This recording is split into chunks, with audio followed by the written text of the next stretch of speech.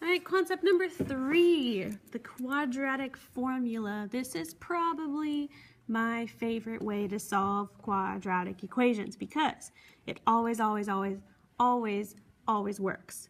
Okay, no matter what your coefficients are, this will give you the solutions no matter what.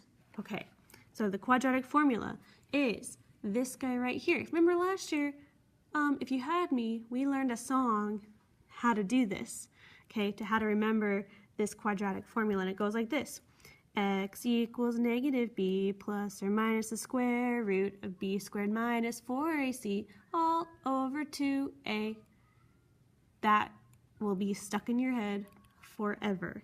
You want to remember this quadratic formula. It's really important. Get it tattooed on your body. I don't care. Okay, don't get it tattooed on your body. Don't tell your parents I said that, because that is not a good idea. But you want to remember it because it's really important and it works every single time. Okay, again, this song goes like this. X equals negative b plus or minus the square root of b squared minus 4ac all over 2a. Sing it while you're solving these problems. Let's do an example where we're going to sing it. So all you got to do is figure out your coefficients, your a, your b, and your c. All right, so let's write them down. We got a, b, c. Our a, if there's nothing there, remember it's a 1, so our a is 1, our b is negative 6, and our c is 4.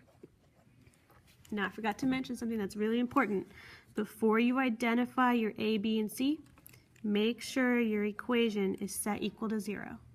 That's really important.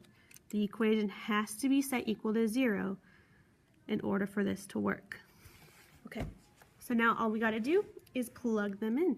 So we've got x equals negative b. Since our b is negative 6, all we got to do is make it a positive 6 plus or minus the square root of b squared minus 4ac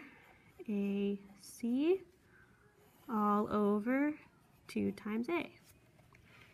Okay, let's do it. Let's simplify this guy. So x equals 6 plus or minus square root of 6 squared is 36. 4 times 1 times 4 is 16. 2 times 1 is 2. We still got some work to do. 6 plus or minus the square root of 36 minus 16 is 20. All over 2. Now you might think, oh, we're done. We're not done. I can simplify this radical even more. I want to figure out, is there a perfect square that I can divide out of 20? And there is. 20 is 4 times 5. So I'm going to rewrite this as 6 plus or minus the square root of 4 times 5 all over 2. Because 20 I can divide into 4 and 5. 4 times 5 is 20. Now I have a perfect square I can take out. The square root of 4 is 2. However, I cannot take the perfect square of square root of 5 because it's not a perfect square.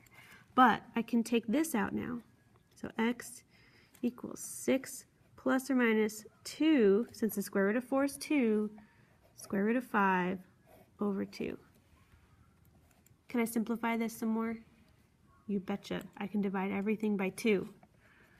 6 divided by 2 is 3. 2 divided by 2 is 1. That square root of 5 is still there, and those are our 2 solutions. I have 2 solutions because I have 3 plus square root of 5 and 3 minus square root of 5. That is how you use the quadratic formula.